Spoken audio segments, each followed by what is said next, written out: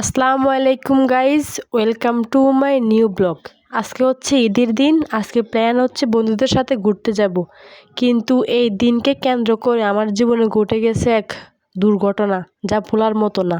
Just ছোট একটা issue নিয়ে এত বড় কাহিনী ঘটছে, বলার মতো না। তো শুরু করলাম আজকে ব্লগ।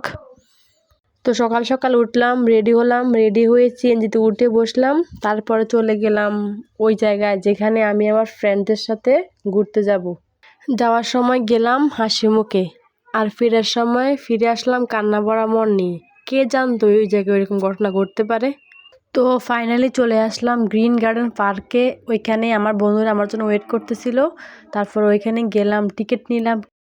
টিকিটের ক্লিপ নিতে ভুলে গেছি। তারপর সবাই মিলে বসলাম, আড্ডা দিলাম, ফুচকা খেলাম, তারপরে আইসক্রিম খেলাম। আমার মতে বন্ধুত্ব মানে হচ্ছে অনেক আহামরি কিছু না, কিন্তু বন্ধুত্ব রক্ষা করতে পারলে জীবনটা সার্থক হয়ে যাবে। আমাদের বন্ধুত্বটা ঠিক এরকম।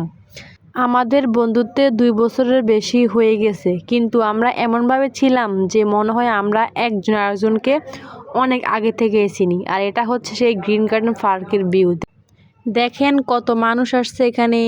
এত মানুষ আসছে দিয়ে হাঁটতে কষ্ট হয়ে গেছিলো। আর এটা হচ্ছে ওই সেই টিকটকের বিখ্যাত গ্রিন গার্ডেন পার্ক।